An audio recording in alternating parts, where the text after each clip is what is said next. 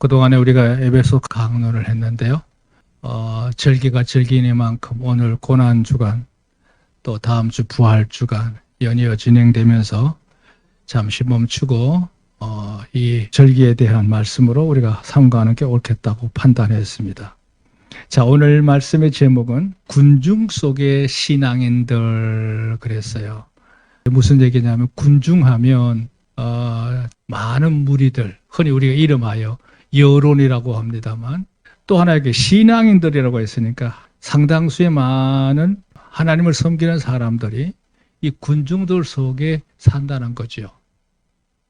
뭐 사회적인 측면에서 보면 당연한 건데 오늘 이 말씀의 의도를 잘 들으셨으면 좋겠습니다. 요즘 정치를 보면 어떤 정부이든 간에 어떤 정책을 가지고 어떤 방향을 정해놓고 어떻게 하면 사람들의 심리를 이쪽으로 끌고 갈 수 있을까 생각했을 때 여론, 군중 심리를 잘 활용하는 것 같습니다. 이에 많은 문제점을 갖고 있습니다. 최근에 러시아가 우크라이나를 좀 공격을 해서 전쟁을 벌이잖아요. 전쟁을 벌이기 전에는 그 지도자에 대한 지지율이 60%, 65% 정도밖에 되지 않았어요. 근데 최근에 조사 나온 거 보니까 88%, 90% 최고점을 찍고 있어요. 그게 의아합니다. 어떻게 이런 일이 일어날 수 있는가. 그 잔황부두한 엄청난 만명을 저지른 데서 그 국민들 그렇게 절대적으로 지지한다는 얘기인가? 근데 여기는 중요한 함수 관계가 있습니다. 흔히 여론조사라고 하는 거 보면 기울어진 마당이라고 하는데요. 이 여론조사에 대해서 조사를 해달라. 어떤 정책을 가지고 그냥 순수하게 여론을 조사한다면 좋은데 이걸 여론조사를 의뢰할 때 예를 들어서 한 2,000명, 3,000명을 대상으로 했다. 그럴 때 한 1,000명 정도 자기 당원의 전화번호를 뽑아서 주면서 여론조사해라. 그럼 절반은 먹고 들어가잖아요. 절반은. 그리고 나머지 무작위로 선정된 사람들 가운데 나오는 성향이 더 보태지게 되면 이게 70도 되고 80도 되고 90도 되는 거예요. 우리나라는 예일까요? 자, 문제는 거예요. 그게 사회적인 정의고 바람직한 길인 줄 알고 많은 그리스도인들이 군중 속에 그게 휩싸여서 춤을 추는 그러니까 결국 뭐냐면 그리스도인들이 그 판단의 기준이라고 하는 것이 그 심도라고 하는 것이 너무나 얕어 경조부박이야. 옳고 그름을 제대로 분간하지 못하고 휩쓸리는 현상이 있는 거예요. 제가 왜 오늘 이렇게 장황하게 서론을 시작하느냐 하면 오늘 사건이 바로 그런 점을 얘기하고 있어요. 예수님께 십자가 달리시는 이 사건이 사회적인 정의를 이루어서 이루어진 게 아니에요. 군중 심리를 악용한 지극히 아주 악의적으로 인간적으로 선동한 사람들에 의해서 진행되었던 사건이에요. 그럼 하나님 그게 당하셨을까? 아니에요. 하나님은 그런 인간의 모든 심리를 다 넘어서 다 초월해서 하나님께서 원래 예정하셨던 대로 계획하셨던 대로 인간에게 구원을 주시기 위한 은혜의 길을 완벽하게 마무리 지으신 줄로 믿습니다. 그게 고난주간이에요. 고난주. 그래서 오늘 이 제목 속에 있는 의미는 이미 우리가 주안점을 둬야 될 이 군중심리라고 하는 이 여론이라고 하는 좋게 말하면 사회적인 정의라고 하는 사회적인 양심이라고 하는 이 기준 가치관이 얼마나 위험한가 하는 것을 우리가 바로 인지해 주시기를 바라고 그런 속에서 내가 살아가고 있는데 내가 어떻게 살아야 바람직한 성도의 삶을 살 수 있는 건가 거기에 대한 인식을 할 수 있는 계기가 되기를 바랍니다. 여기 오늘 보면 여러 가지 얘기를 하고 있는데요. 이 세 가지 대지의 역사적인 배경을 이루고 있는 그 속에 흔히 민심은 조석변이다 하는 말이 있는데요.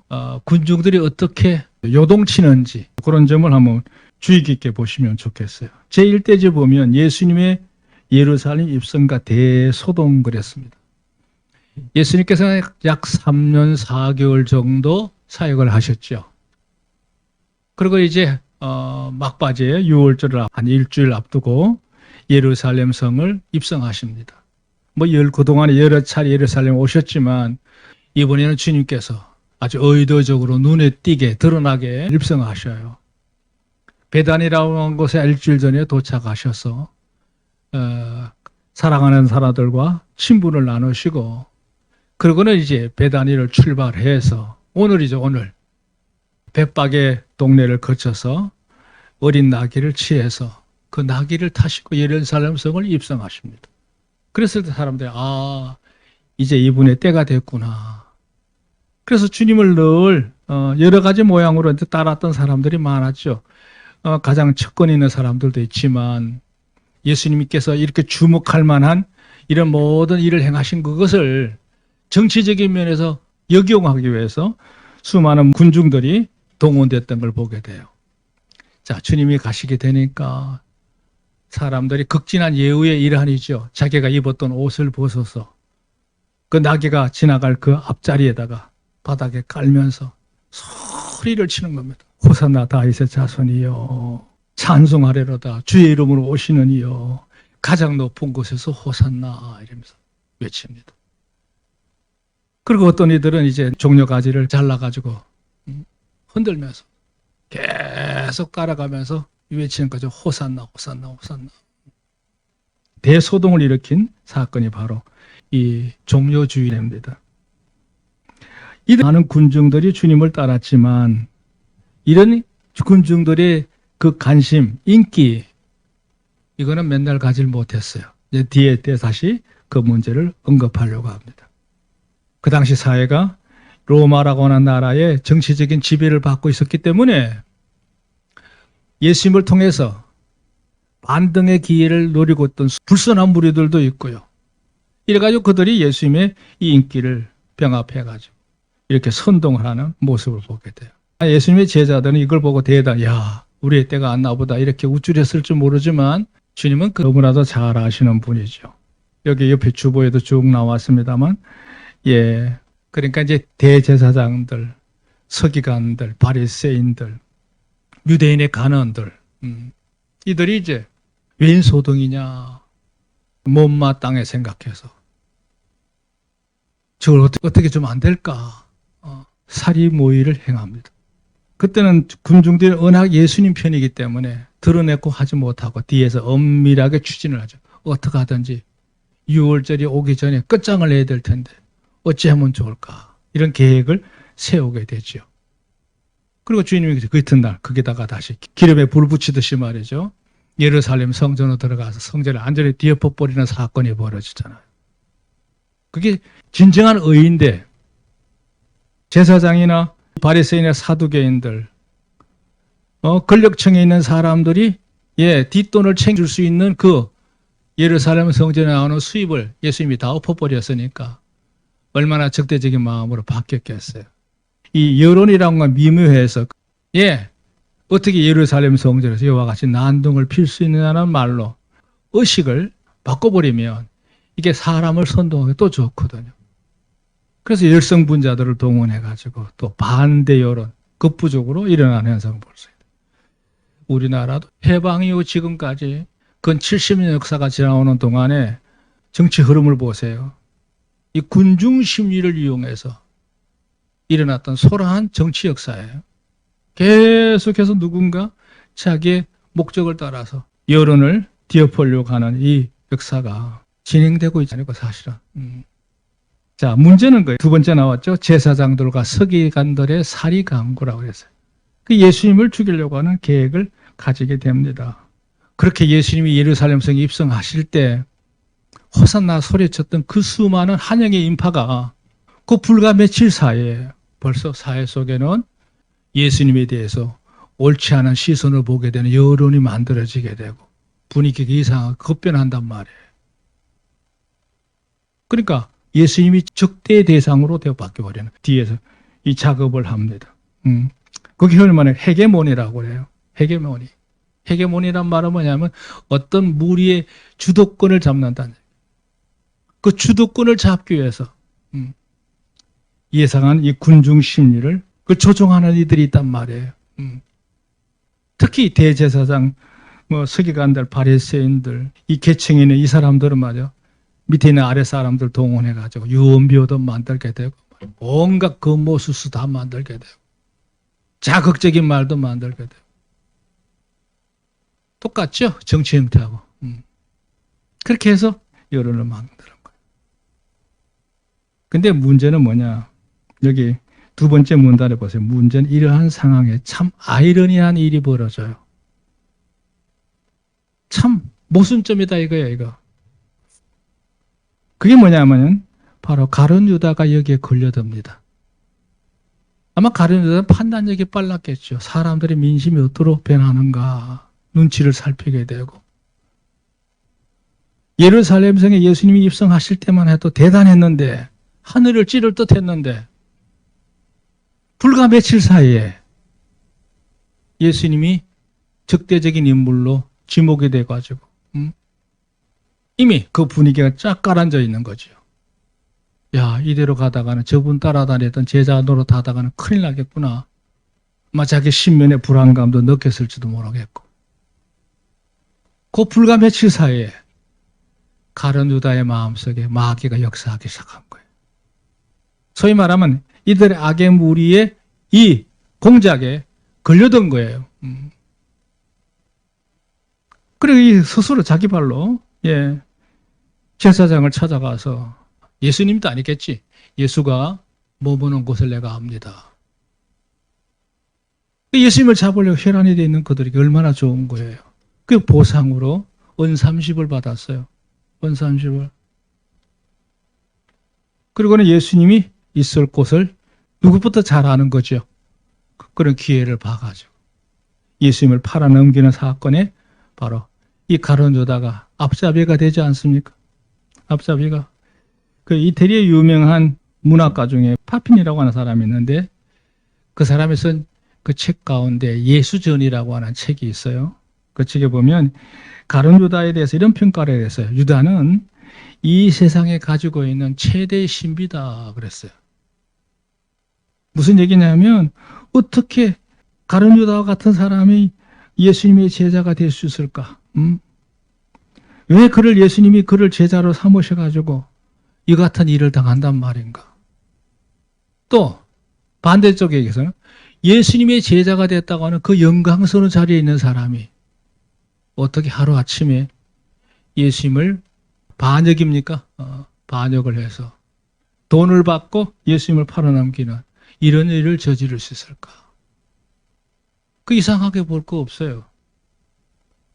우리도요, 믿음의 중심을 바로 가지지 않으면 언제든지 그와 같은 모습으로 변모할 수 있는 게 우리 인간의 모습이에요. 내 마음의 중심에 깨달음이 분명하지 못하고 사람들의 흐름을 따라서 세상을 따라서 내 삶의 처신을 자꾸 이렇게 하다 보면 나도 모르게 삶의 방향이 엉뚱한 곳으로 가는 거예요. 엉뚱한 곳으로. 그래서 저는 우리 교우님들에게 늘 당부하고 싶은 게 뭐냐 하면 우리가 하시라도 어떤 삶을 살 때 중요한 점은 내 마음의 중심이 어디 있냐는 걸 보셔야 돼요. 사람들 따라가지 마시고 하나님의 말씀에 입각해서 하나님의 마음의 뜻을 구하면서 살아가는 자가 되어야 될 줄로 믿습니다. 그렇지 않으면 꼭 이 꼴 나는 거예요. 흥미로운 장면은요. 그 대제사장들, 바리새인들, 장로들의 하수인들을 데리고 이제 몽둥이 들고 겟세마네 동산에 오지 않아요. 와가지고 예수님이 기도하고 나오신 모습을 보고 주여 안녕하십니까? 얼굴 표정 하나 안 바뀌고 어쩌면 그렇게 뻔뻔할 수가 있죠? 이게 참 보통 문제 아닙니다. 우리가 일생을 살 때 늘 마음의 중심을 가져야 될 건 뭐냐 하면 주 앞에 내 모습을 봤을 때 정말로 요동치는 자가 아니라 변함없는 자로 내 모습이 굳건하게 서 있는 자가 되기를 좀 축원합니다. 두 번째, 우리 지난 세월 수십 년 세월이죠. 한평생 그래요. 짧아봐야 뭐 10년, 20년이지. 우리 오랜 세월 서로 아끼면서 동고동락하면서 모든 걸 함께 하면서 주님을 섬기는 생활로 우리가 한 지체를 이루고 있습니다. 우리들 간에 앞으로도 삶 속에서 이와 같은 귀한 어려운 이 흐름이, 이 관계가 계속 아름답게 지속되기를 좀 축원합니다. 서로 얼굴 붉히고 싫어하고 끊어져 버리고 이런 거는 안 되는 거예요. 그 보통 괴로운 일이 아니에요. 그건 인간의 가치로도 가치가 없고요. 자, 세 번째 보세요. 또 군중들이 나오죠. 우매한 군중들과 예수님의 십자가예요. 이 특히 무리들 생각해 보세요. 예수님이 예루살렘 입성하실 때만 하더라도 얼마나 굉장했어요. 그 환영하는 모습 대단하지 않았어요? 앞에서 가면 옷을 벗어서 길에 깔고 나뭇가지 베어다가 흔들고 소리치고 그랬던 이들이 불과 열흘도 안 돼서, 뭐 열흘은 무슨 열흘이에요. 불과 4, 5일 정도밖에 안 지났는데 하루아침에 이들이 안전히 등을 돌려서 예수님을 십자가에 못 박는 일에 앞장서는 걸 보게 돼요. 그건 그렇다 치더라도 예수님이 지난 3년 동안 그 많은 곳을 다니시면서 사역을 할 때 헐벗고 가난한 사람들뿐만 아니라 병든 사람들 많은 돌보셨잖아요. 그랬을 때 수많은 사람들이 주님을 좋아했고 따랐어요. 물론 그 중에는 주님을 비판하는 이들도 있었지만 대부분의 사람들 주님을 적극적으로 따랐어요. 안 가는 데가 없었어요. 심지어는 주님께서 좀 남몰래 혼자 기도하시기 위해서 따로 한적한 곳을 갔는데도 불구하고 거기까지 달려오고 그들을 떼어놓기 위해서 하룻밤새 배를 타고 건너왔는데 그들은 수십 리길을 달려가지고 다시 주님 있는 곳으로 달려올 만큼 적극적인 무리들이었어요. 그랬던 그들이 이 엄중한 분위기 속에 휩싸이게 되니까 멈칫한 거예요. 멈칫한 게 아니라 완전히 등을 돌린 이율배반적인 행동을 보이게 되는 게 바로 예수님의 고난 중간에 일어나는 일이에요. 그 과정을 보면요, 참 괴로워요. 특별히 대제사장들, 바리새인들, 장로들이 세 가지 이유를 가지고 빌라도에게 고소고발했을 때 빌라도가 예수님을 여러 차례 신문을 해봤지만 그런 제목에 해당되는 게 하나도 없었거든요. 그래서 무혐의 판단을 하고 그들에게 외치죠. 내가 당신들이 고소고발한 내용을 듣고 신문을 해봤는데 거기에 해당되는 거 하나도 없다. 또 거기에 대한 정인들을 세웠지만 그들이 하는 말이 다 중언부언이니 이건 합당치 않다. 그러니 놓아주자. 안 된다는 거예요. 누가? 군중들이.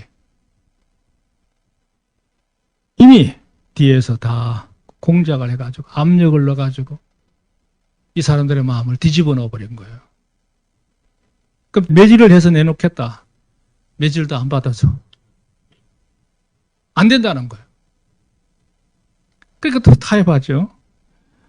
해마다 6월절이 되면 우리 마치 강복절 특사처럼 제수 하나를 이렇게 사면해주는 제도가 있는데 이번에 특별히 이 예수를 놓아주기를 원한다.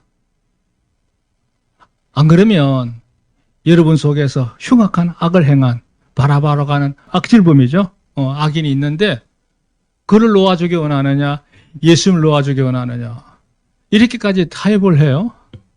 근데 보세요. 뒤에서 선동하는 사람들은 이미 바라바를 놔주고 예수님을 십자가에 못 박으라는 거예요. 이렇게 바뀌어 있는 게 군중입니다. 제가 한 가지 질문을 해볼게요. 사랑하는 여러분, 여러분을 무시하는 건 아닙니다. 우리도 그 군중 속에 들어갈 수 있어요. 제가 목회를 해보니까 야 얼마든지 가능한 일이다.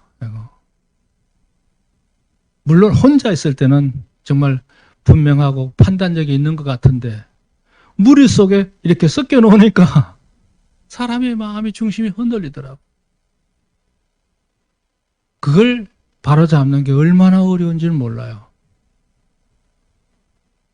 저도 지난 수십 년 동안 아무래도 교회뿐만 아니라 이제 교계라든지 여러 집합체에 가서 활동을 하게 되잖아요.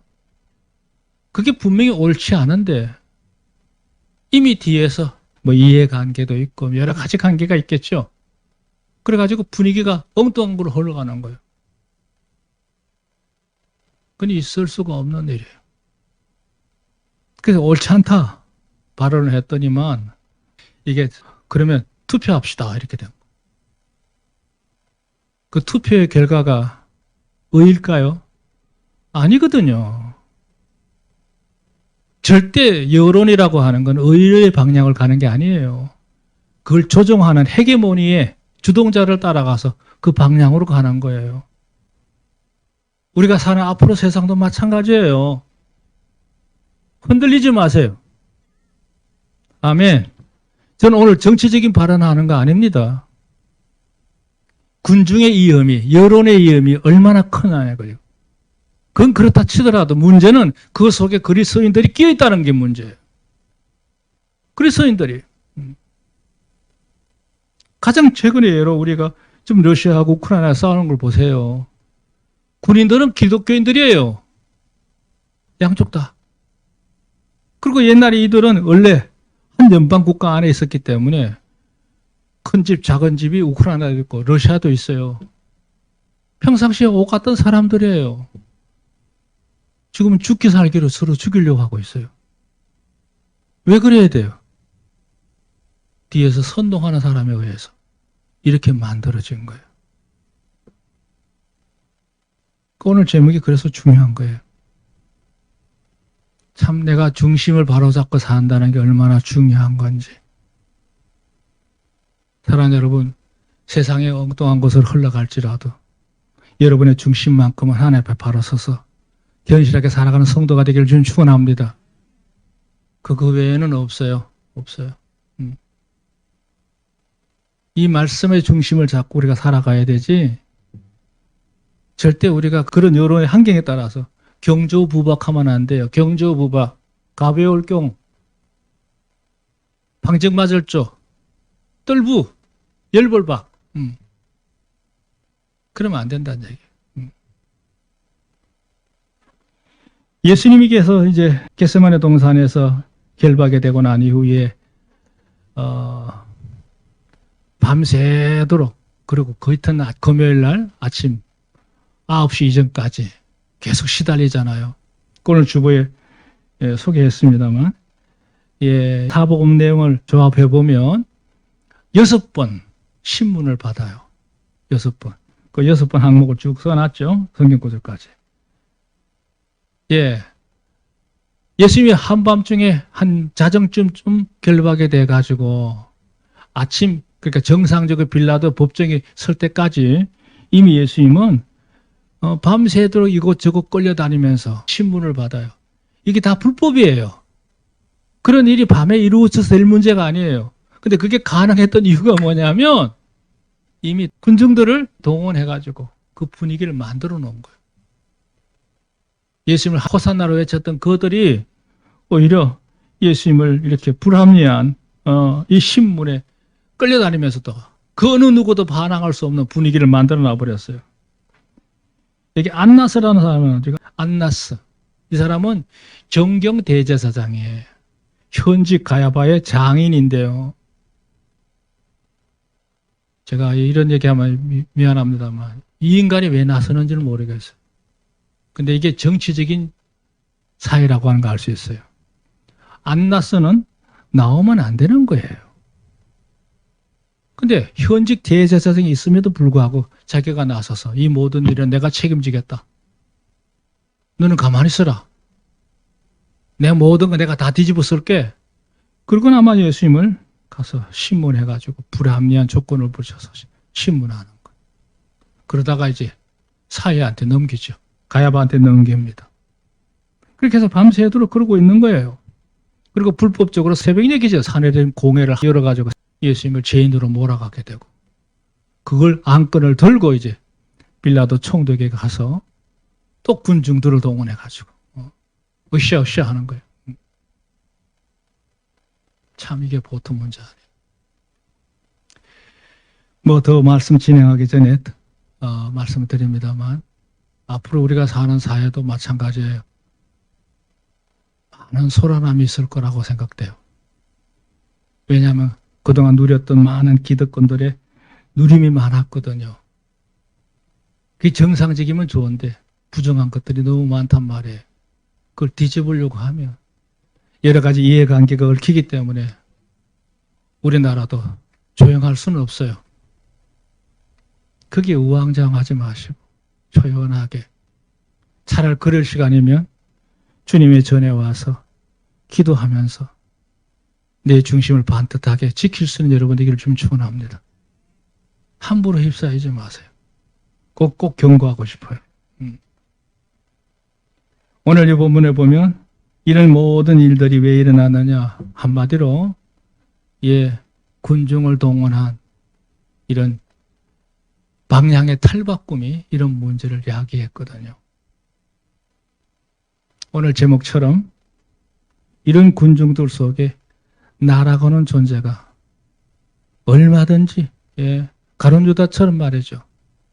그렇게 흡수될 수 있다는 얘기예요. 이용당할 수 있어요. 그래서는 안 됩니다. 여러분 언제나 하나 앞에 초연하시고, 오늘 주보의 마지막 문단에 나와 있는 결론처럼 이게 중요하거든요. 하나님의 사람들은 혼란의 시대 속에서 가변적이란 말은 요동친다는 얘기예요. 왜곡되고요. 정의와 진실은 온데간데 없고 이상한 분위기만 만들어가지고 그런 군중심을 얘기해요. 이용되지 않고 언제나 저마다 발언 분별력과 외유내강 아시죠? 겉은 비록 친절하지만 속으로는 분명히 자기중심 있는 사람, 그런 영적 건강을 우리가 지내야겠다. 아멘. 오늘 예수님의 고난에 관한 말씀을 좀 더 심도 있게 나누려고 했지만 시대가 시대인지라 이걸 꼭 해야 될 것 같아서 제가 다소 좀 자극적인 얘기를 했는데요. 양해해 주시기를 바라고요. 또 하나 결론, 여기 마지막으로 하나 봅시다. 주보의 간주입니다. 메인 쪽 가에 사람들의 인기는 영원하지 않다. 인간들이 만들어진 것들은 영원한 게 없어요. 그거 아셔야 돼요. 언제나 군중들은 선동자를 따라가는 거예요. 마치 바람에 출렁거리는 물개가 똑같아요. 하지만 바른 신앙인들, 하나님을 섬기는 제대로 된 신앙인들은 하나님 마음을 찾으면서 하나님 마음을 따라서 그 하나님 마음과 늘 하나 되기를 힘쓰는 자, 그가 진정한 신앙인이요 그리스도인인 줄로 믿습니다. 하나님의 축복이 올 한 해도 우리 모든 교우들의 삶 속에 늘 항상 함께 하시기를 주의 이름으로 축원합니다. 할렐루야.